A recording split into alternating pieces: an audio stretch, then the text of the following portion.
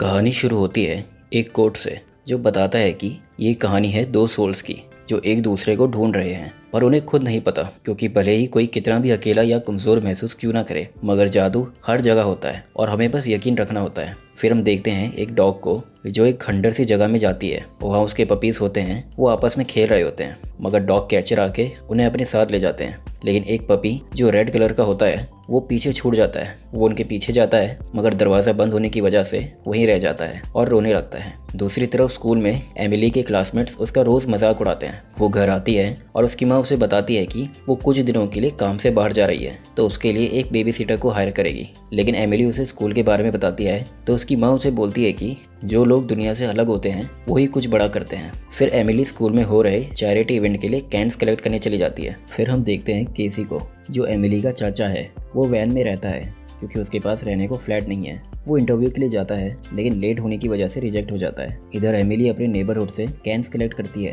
और हम देखते हैं कि सबके रिलेशन उसके साथ बहुत अच्छे हैं। फिर वो रेड पपी फाइनली उस जगह से निकल जाता है और बाहर खाने के लिए ढूंढता है, लेकिन उसे कुछ नहीं मिलता। वो पार्क में पिजन से खाना छीनता है लेकिन उसमें भी हार जाता है और वहाँ उसे एक बूढ़ा आदमी मिलता है जो उसे अपने साथ ले जाता है। फिर एमिली घर आती है और उसकी मॉम बताती है कि उसे कोई बेबी सिटर नहीं मिली तो उसके अंकल केसी उसका ध्यान रखेंगे। एमिली बहुत डर जाती है क्योंकि केसी बहुत लापरवाह है और उसने पास्ट में एमिली को 2 बार खो रखा होता है, लेकिन उसकी मॉम के पास और कोई ऑप्शन भी नहीं होता। फिर केसी वहाँ आता है और उसकी मॉम उन्हें बाय बोल के वहाँ से चली जाती है। अगले दिन एमिली स्कूल जाती है तो रास्ते में वो देखती है कि एनिमल रेस्क्यू टेंट लगा होता है। वो और केसी उसके अंदर जाते हैं और कई सारे एनिमल्स को देखते हैं। फिर वहाँ वही बूढ़ा आदमी आता है और उसका नाम ब्रिडवेल होता है। वो उनसे पूछता है कि उन्हें कौन सा एनिमल चाहिए, पर केसी कुछ लेने से मना कर देता है। फिर ब्रिडवेल उन्हें बोलता है कि तुम्हें कोई जानवर नहीं लेना, लेकिन फिर भी ये वाला देख लो। फिर एमिली उसी रेड पपी को देखती है और केसी से उसे लेने के लिए बोलती है, मगर केसी उसे वो नहीं दिलाता। फिर दोनों वहाँ से चले जाते हैं। स्कूल में सब बच्चे एमिली का मजाक उड़ाते हैं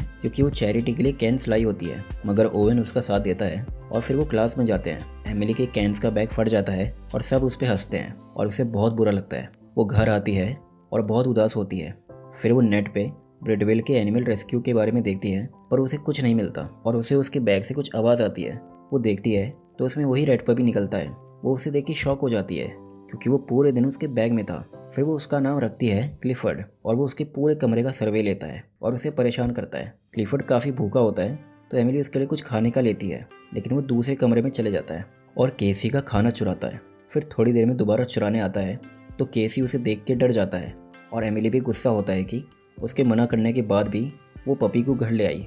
एमिली उसे बोलती है कि उसने ऐसा कुछ नहीं किया और क्लिफर्ड को आज रात उनके पास रखने के लिए बोलती है और दोनों अपना मासूम चेहरा बना लेते हैं, जिससे केसी उनकी बात मान लेता है। बाद में एमिली काफ़ी उदास होती है क्योंकि उसके क्लासमेट्स ने उसके कैंस वाली बात पे एक मीम बना दिया होता है। एमिली क्लिफर्ड को बोलती है कि काश हम बड़े और ताकतवर होते तो ये दुनिया हमें चोट नहीं पहुंचा पाती। उसका आंसू क्लिफर्ड पे गिरता है और उसके बाल एकदम से सहम जाते हैं। उसके घर के बाहर ब्रिडवेल खड़ा होता है और उसकी विश सुन के वहाँ से चले जाता है। एमिली सुबह उठती है और देखती है कि कोई बहुत बड़ा जानवर उसके कमरे में है। वो बहुत डर जाती है, लेकिन ध्यान से देखती है तो वो क्लिफर्ड होता है। वो कंफ्यूज होती है कि ऐसा कैसे हो गया। क्लिफर्ड उसके कमरे में खेलता है और उसका बेड, लैपटॉप, टेबल और कई सारी चीज़ें तोड़ देता है। एमिली केसी के पास जाती है और वो जल्दबाजी में तैयार होता है एमिली को स्कूल छोड़ने के लिए, और कमरे के बाहर आके वो क्लिफर्ड को देखकर बहुत डर जाता है और घर से भागने लगता है। एमिली उसे बताती है कि ये क्लिफर्ड है। उनके कुछ समझ नहीं आता कि ये क्या हुआ और अब क्या करना है। तभी एमिली की मॉम का कॉल आता है और केसी उसे बात करता है और उसे बताता है कि यहाँ सब ठीक है, और पीछे एमिली क्लिफर्ड की पूंछ पकड़ के उसे रोकने की कोशिश करती है। लेकिन तभी वहाँ पैकर्ड आता है जो एमिली का लैंडलॉर्ड होता है और उसका रूल है कि घर में कोई एनिमल नहीं। एमिली क्लिफर्ड को दूसरे कमरे में डाल देती है और फिर वो दरवाजा खोलते हैं और पैकर्ड डिश वॉशर साफ करके वहाँ से चला जाता है। फिर एमिली और केसी क्लिफर्ड को लेके वेट पे जाते हैं और रास्ते पे कोई उन पे ध्यान नहीं देता क्योंकि ये न्यूयॉर्क है और यहाँ सब अपने में बिजी रहते हैं। फिर उसे केसी की वैन में डाल देते हैं और ओवन भी वहाँ आ जाता है। वो एमिली को आज का होमवर्क देता है और क्लिफर्ड को देख के डर जाता है। फिर लोग क्लिफर्ड की फोटो लेते हैं और क्लिफर्ड पार्क में एक बॉल को देखता है और उसके पीछे चला जाता है और उसे खेलता है, उसे पीटता है और उसकी हवा निकाल के उनके पास लाता है। फिर वो तीनों वहाँ से वेट के पास चले जाते हैं। वहाँ सब लोग क्लिफर्ड को ही देखते रहते हैं और डॉक्टर भी उसे देख के शॉक हो जाता है। फिर वो क्लिफर्ड पे कुछ टेस्ट करता है और कहता है कि उसे भी नहीं पता कि वो इतना बड़ा कैसे है। फिर डॉक्टर बाकी के टेस्ट करता है और वो तीनों बाहर आ जाते हैं। वहाँ रिसेप्शनिस्ट उन्हें बताती है कि तुम्हारा डॉग बहुत बड़ा है। एमिली बोलती है कि ये कल रात तक छोटा था। तो वो बोलती है कि तुमने ये डॉग ब्रिडवेल से तो नहीं लिया। तो एमिली उसकी बात पे हाँ करती है। रिसेप्शनिस्ट आके बताती है कि वो यहाँ पे 20 साल से काम कर रही है और उसने काफ़ी लोगों को देखा है अजीब जानवरों के साथ, जो कि उन्हें ब्रिडवेल ने दिए होते हैं। एक आदमी बात नहीं कर पाता था, ब्रिडवेल ने उसे एक पैरेट दिया। उसके बाद वो आदमी कभी चुप ही नहीं हुआ। वो उससे पूछते हैं कि ब्रिडवेल कहाँ मिलेगा। तो वो बताती है कि वो ऐसा इंसान है, जब तुम्हें उसकी ज़रूरत होगी तभी वो तुम्हें मिलेगा। एमिली बोलती है कि ब्रिडवेल उनके स्कूल आया था तो स्कूल के पास उसकी इन्फॉर्मेशन ज़रूर होगी। फिर वो वहाँ से चले जाते हैं। फिर हम जैक को देखते हैं, जो लाइफ ग्रो कंपनी का CEO है और अपनी कंपनी में जानवरों को बड़ा करने की दवाई बना रहा है, जिससे ज़्यादा से ज़्यादा लोग खाना खा सकें। लेकिन उसकी टीम अभी तक ऐसा कुछ नहीं कर पाई होती है। एक बकरी होती है जिसके 2 सर निकल गए होते हैं, तो दूसरी वाली बहुत गुस्सैल बन चुकी है। वो बोलता है कि उन्हें कंपनी को बचाने के लिए कुछ ना कुछ करना होगा। तभी उसे पता चलता है क्लिफर्ड के बारे में और वो उसके दिमाग में आइडिया आता है कि वो क्लिफर्ड की बॉडी में अपनी चिप डाल देगा, जिससे वो लाइफ ग्रो की प्रॉपर्टी बन जाएगा। और उसे पता चलता है कि ये डॉग एमिली का है। इधर केसी और ओवेन स्कूल के कंप्यूटर से ब्रिडवेल की इन्फॉर्मेशन निकालते हैं और एमिली क्लिफर्ड के लिए खाना ले जाती है। तभी उसकी क्लासमेट आती है जो उसका मजाक उड़ाते हैं, लेकिन एमिली से गलती से सॉस फ्लोरेंस की शर्ट पर गिर जाता है। वो बहुत गुस्सा होती है और एमिली को डांटती है। तभी क्लिफर्ड वहाँ आ जाता है और सबका ध्यान अपनी तरफ खींच लेता है। एमिली उसे वहाँ से ले जाती है, लेकिन क्लिफर्ड नहीं जाता और उसे फ्लोरेंस की तरफ धक्का देता है, मानो कि वो कह रहा हो कि मुसीबत का सामना करो। फिर एमिली फ्लोरेंस को जवाब देती है, जिसे सुन के फ्लोरेंस चिढ़ जाती है और वहाँ से चली जाती है और क्लिफर्ड और एमिली भी वहाँ से चले जाते हैं। जैक पैकेट के पास आता है और उसे कुछ पैसे देके एमिली के बारे में पता करता है। फिर एमिली और केसी घर आते हैं और देखते हैं कि पैकेट ने उन्हें घर से निकाल दिया है, क्योंकि उन्होंने उसका नो एनिमल का रूल तोड़ा। उधर जारवेस एंटीना ठीक कर रहा होता है, लेकिन बैलेंस बिगड़ने की वजह से नीचे गिर जाता है, लेकिन क्लिफर्ड उसे बचा लेता है और सब क्लिफर्ड से खुश हो जाते हैं। और ओवन बताता है कि ये एमिली का डॉग है, तो सब एमिली से और इम्प्रेस हो जाते हैं। ओवन एमिली को बताता है कि ब्रिडवेल कल हॉस्पिटल जाएगा किसी से मिलने।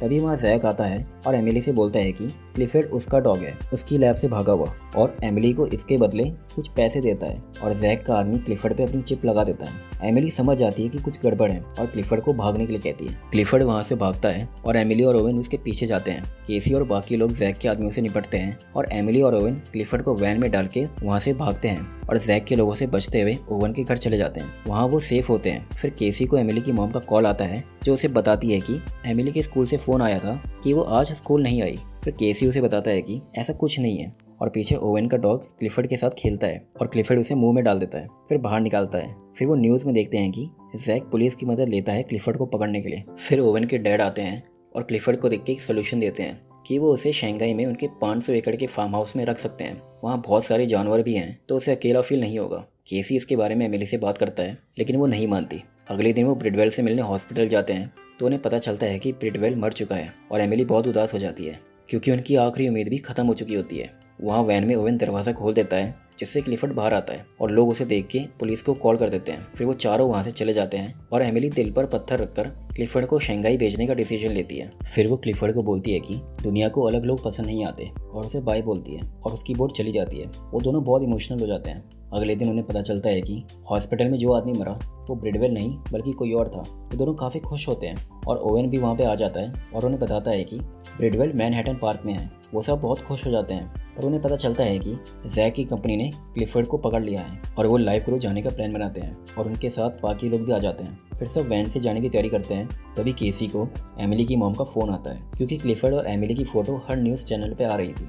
वो उससे पूछती है कि ये सब क्या हो रहा है। एमिली बताती है कि क्लिफर्ड उनके पास है और अभी समझाने का वक्त नहीं है।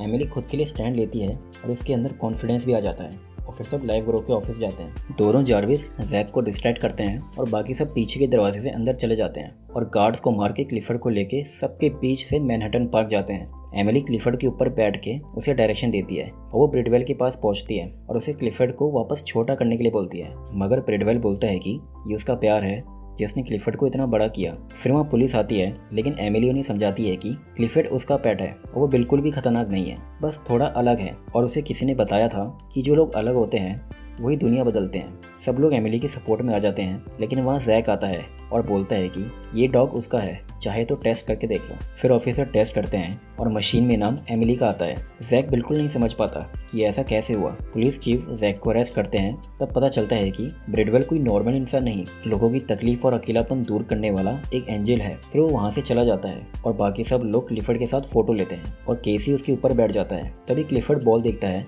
और उसके पीछे जाता है और इस तरह सब कुछ चेंज हो जाता है। पैकेट एमिली को उसका घर वापस देता है और उनकी चीज़ें फ्री में ठीक करता है और केसी को जॉब भी मिल जाती है। और जो कहानी शुरू हुई थी 2 अधूरी सोल्स के साथ, आखिरी में सब एक बड़ी फैमिली बन जाते हैं और मूवी यहाँ खत्म हो जाती है।